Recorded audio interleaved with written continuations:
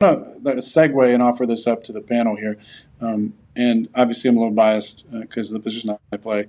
And MVP has really become a best quarterback award, or best quarterback on the best team award.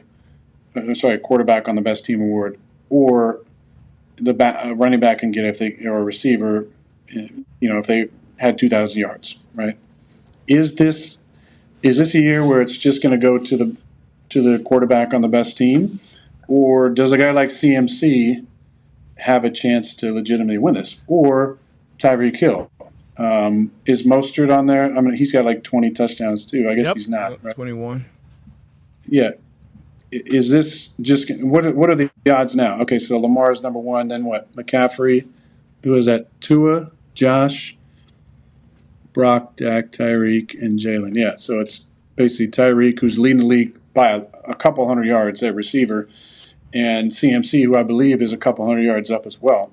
Correct me if I'm wrong here, but I think both those guys deserve a lot of consideration. The other guy, and I saw some stats, and I know Josh has had turnovers this year, but the guy has 40 combined touchdowns again in 4 straight years.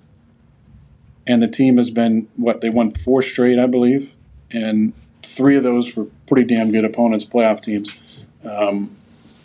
If they finish the last 2 and win out, and if Miami loses their next one, the week 18 is going to be for the division. So Bills would be 11-6 then. Ooh. Pretty good record. And yeah. I think it looks a little bit more appetizing. Mm-hmm. You know what I mean? Well, what if Josh has 8 touchdowns the last 2 weeks and finishes with 48 combined touchdowns?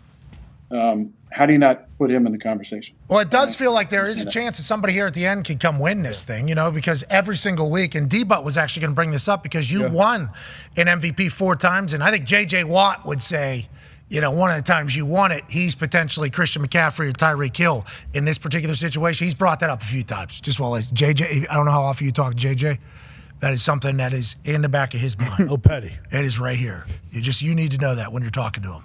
He said, hey, Burnley's fun, doing this, it's a blast. Right back You agree with him? What year was he talking about? 2014?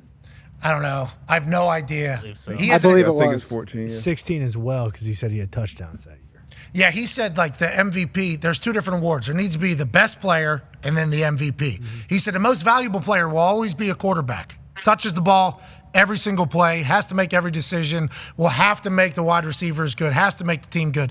Definitely the most valuable player is always going to be a quarterback, he said. But there should be a best player award as well. And he thought about that after losing to you and sitting in a car afterwards, so pissed off about life. That's what I think happened personally, Aaron.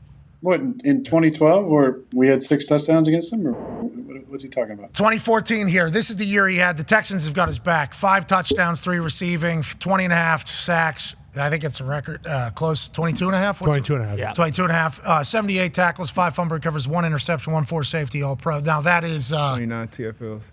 Oh, he was D end and D tackle, all pros. He was all pro at 2 positions. Yeah. It's a good year.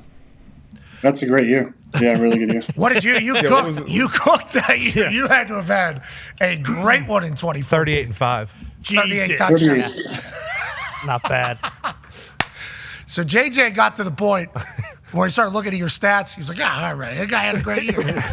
It's valuable, or is it best? We know you have to go. Listen, JJ, hey, he had a great career. He's a yellow jacket guy. I mean, I think I'm going to be able to hold that over him for the rest of our lives, which is great.